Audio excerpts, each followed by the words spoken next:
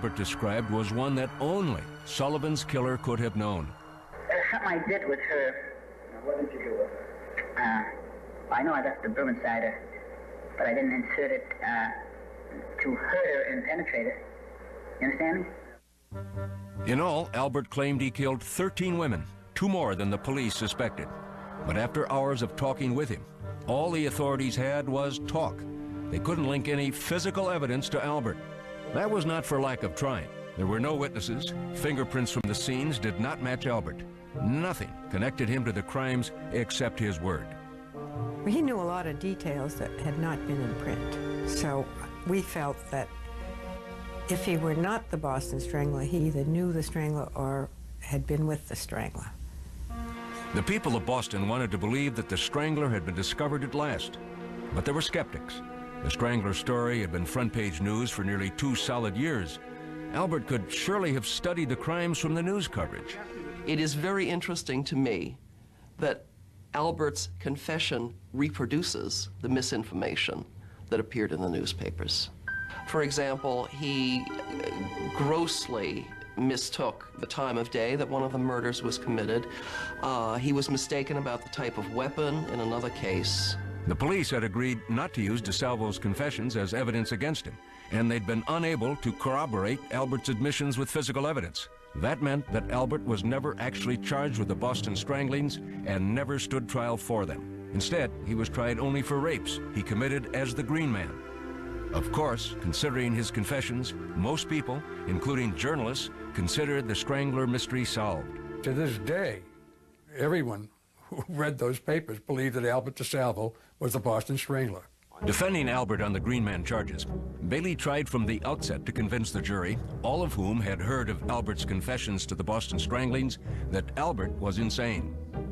I hope that they recognize insanity, because I think it will promote some interest in finding out why he is the way he is.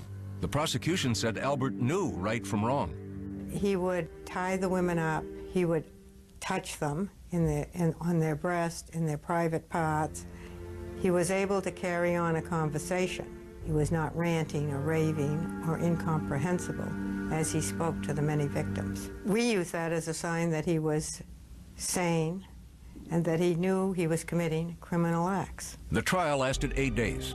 The jury took 4 hours to reach its verdict, guilty, but not insane. I felt that we had given them a common sense, logical case, and I am pleased that they saw it our way, sir. Albert was convicted on all charges. The judge sentenced DeSalvo to life in prison. Albert DeSalvo had never been formally charged with killing any of the victims of the Boston Strangler. Technically, all the cases remained open. But as far as a relieved nation was concerned, the Boston Strangler was at last behind bars. But Albert had other plans. Convicted of a series of rapes, Albert DeSalvo had been sentenced to life in prison. He had confessed to being the Boston Strangler, but would never stand trial for those crimes. In January 1967, he was returned to the mental hospital, awaiting transport to prison. A month later, he connived with 2 other patients to break out. Insofar as we know, one of them, at least, must have had either a key or some type of metal artifact, whereby he was able to put his arm out of what is known as the peephole in the door. The 3 escapees jumped down an elevator shaft under construction and scaled a brick wall. In Boston, they split up. Midnight, February 23rd, 1967. Albert DeSalvo was on the loose. Once again, fear gripped Boston. It was a repetition of what they had gone through when he was running around loose killing people. Believe me when I tell you, the population of Greater Boston is 2 million. Let's say 1 million were women. 1 million women were in panic in Greater Boston at that time. One newspaper offered a $5,000 reward for Albert's capture. DeSalvo's lawyer, F. Lee Bailey, said he would double that amount if Albert was captured unharmed. Police, heavily armed and carrying tear gas guns, combed the state. The hysteria was incredible. It was front-page headlines in all of the newspapers. Newspaper articles appeared warning women what to do and what not to do. Albert, meanwhile, decided to pay a visit to his younger brother.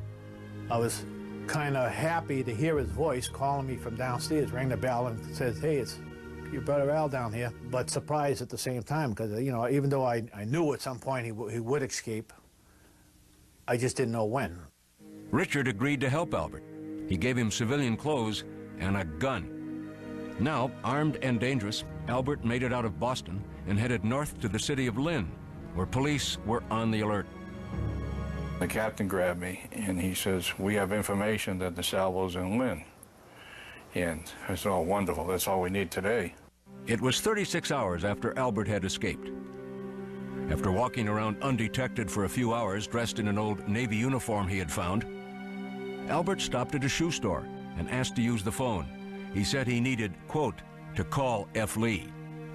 And as soon as he said that, we all turned and realized that that was DeSalvo. And while he was calling Bailey, we called the Lynn police and told them he's here. While we were waiting for the police, I don't know why, but I asked him, did you strangle all those 13 women? And he responded, I think I got the words exactly as he responded, I honestly don't know. I know I did some of them. Within minutes, the police converged on the shoe store. Well, we dashed into Simon's. He was standing in the rear of the store. I recognized him from the picture. And I asked him his name. He said it was DeSalvo, and I put the cuffs on him. Did he give you a hard time? No, he didn't. Did he say anything to you? He said he was DeSalvo.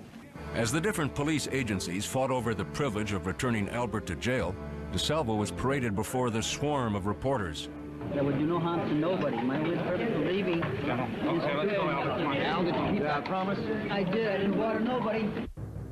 After the fact, Albert DeSalvo insisted that his escape was meant to protest his being sentenced to a prison instead of a mental institution. Albert has had a single-minded and often articulated desire ever since he got in the place, and he initially retained me for the purpose of getting him to an institution where there were doctors. It was that simple. After his capture, Albert was promptly shipped to the place he had tried desperately to avoid, Massachusetts' toughest penitentiary, Walpole. There, he was reunited with George Nassar, who was serving a life term for murder. The two hatched a deal they hoped would bring them money and fame. My agreement with Al was simply this. If you promise me that you will confess to the crimes, not lie, confess to the crimes that you say you committed, and you will follow through with the program of psychiatric treatment and of assisting your family and of publishing a book concerning your crimes and concerning your treatment, I'll help you. It's a contract.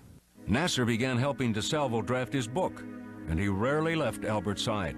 Nassar was always there, and even though we asked him a couple of times, what does he have to be here? I mean, this is family, you know?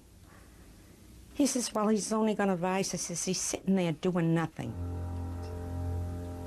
Albert decided to cash in on his infamy with a sideline business. In the prison crafts room, he began assembling women's jewelry. His specialty was chokers. But Albert also had serious problems to face. He was a walking target for the other inmates. And they were all going to get him, you know. Could have been my sister, could have been my mother, could have been this. They all wanted to be heroes. I can get the Boston Strangler and I go up another couple of notches. They would affect the vengeance that the society felt was his due.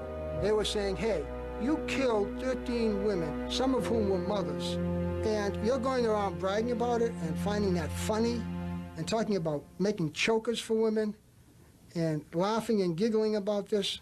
It wasn't long before prison life took its toll on Albert. Within a few months, he looked as though he had aged years. He was worn out, absolutely worn out. He wasn't a guy to do time. 6 years later, on November 22nd, 1973, Albert was stabbed to death in prison. He was 42 years old. 12 hours before his murder, he had made a phone call to one of his old psychiatrists. He said that he wanted to meet with me to tell the real story of the Boston Strangler. We were going to meet him at 9 a.m. Monday morning. He was killed at 2 a.m. that morning. My belief was that he was going to say how he got into this here, that he wasn't the Boston Strangler, who put him up to it, and name names. That was one theory. There were others. Albert was